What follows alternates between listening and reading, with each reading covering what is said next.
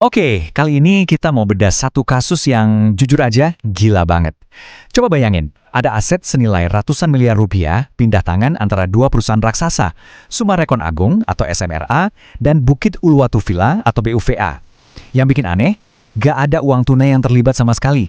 Sepeser pun gak. Gimana caranya? Nah, ayo kita bongkar bareng-bareng. Jadi ini dia pertanyaan utamanya, gimana ceritanya properti seharga 336 miliar rupiah bisa dijual tanpa ada transfer uang sepeser pun?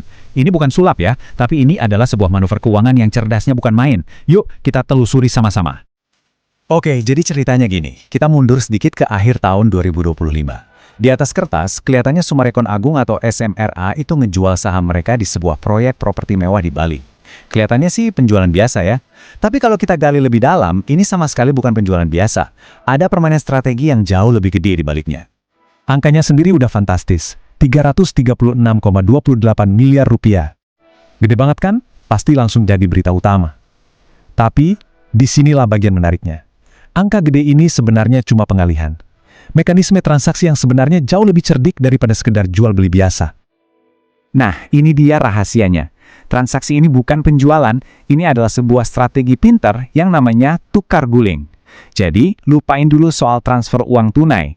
Ini adalah permainan barter aset kelas kakap. Tukar guling itu apaan sih? Gini deh, gampangnya bayangin kamu punya mobil tua, terus kamu tukar sama sebidang tanah yang lebih kamu butuhin. Gak ada uang yang pindah tangan kan?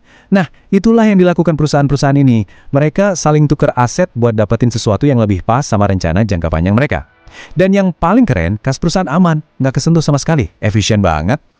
Oke, kita lihat yuk, apa aja yang ditukar. Jadi SMRA ngasih proyek villa mereka yang mungkin pengembangannya lagi mandek. Sebagai gantinya, mereka dapat apa?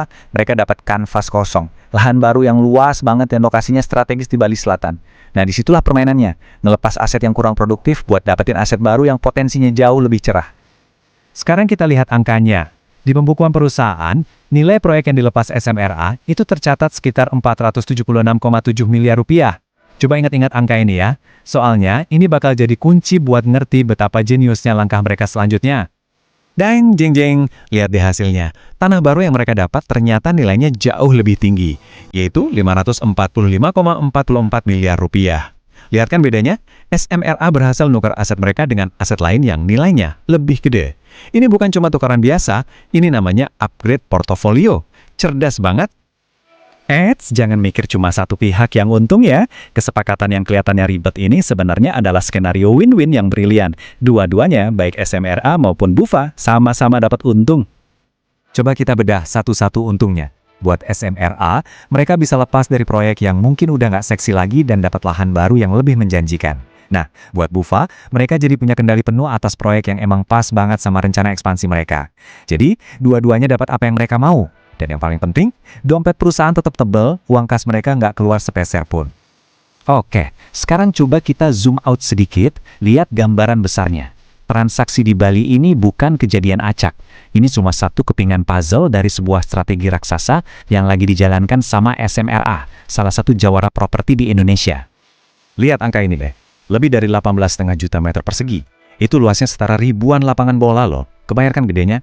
Segitu luasnya bank tanah atau land bank yang SMRA punya, yang masih nganggur dan siap dikembangin. Dengan skala segini, jelas banget kan, setiap jengkal tanah harus dikelola dengan super cerdas. Dan harta karun ini nggak numpuk di satu tempat aja.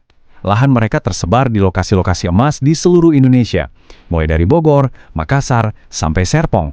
Nah, diversifikasi lokasi inilah yang jadi salah satu kekuatan mereka. Ini yang bikin mereka kuat, jadi kalau pasar di satu daerah lagi lesu, mereka masih punya pegangan di tempat lain. Oke, sekarang kita masuk ke jantung pembahasannya nih.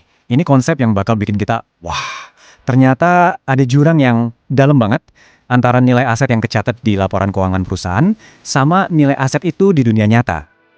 Simpelnya gini deh, nilai buku itu harga properti pas pertama kali dibeli, mungkin belasan atau puluhan tahun yang lalu. Sementara nilai wajar itu harga properti yang sama kalau dijual hari ini. Nah, buat aset kayak tanah yang harganya naik terus, beda antara dua nilai ini bisa bikin melongo. Dan ini dia momen ahanya. Kita ambil contoh properti SMRA di Serpong. Di buku akuntansi mereka nilainya cuma 1,63 triliun. Tapi tahu nggak nilai pasarnya sekarang berapa? 11,35 triliun rupiah. Gila kan? Hampir 7 kali lipat. Ini harta karun raksasa yang sembunyi, gak kelihatan di laporan keuangan biasa. Dan polanya sama di tempat lain. Di Bekasi nilai bukunya bahkan gak nyampe 1 triliun. Tapi nilai wajarnya melesat sampai 5,62 triliun. Ini bukti nyata kalau laporan keuangan itu seringnya cuma nunjukin puncak gunung es dari kekayaan sebuah perusahaan yang sebenarnya. Jadi, kalau kita jejerin semua datanya, polanya kelihatan jelas banget. Di semua lokasi utama mereka, nilai pasar aset SMRA itu jauh lebih tinggi dari nilai yang tercatat di pembukuan. Kesimpulannya, simple. SMRA ini lagi duduk di atas gunung emas yang nilainya berkali-kali lipat lebih gede dari yang kelihatan di permukaan. Terus, apa pelajaran yang bisa kita petik dari sini? Transaksi SMRA ini kayak kuliah singkat soal manajemen aset yang canggih. Ini ngebuktiin satu hal penting, punya aset doang itu nggak cukup.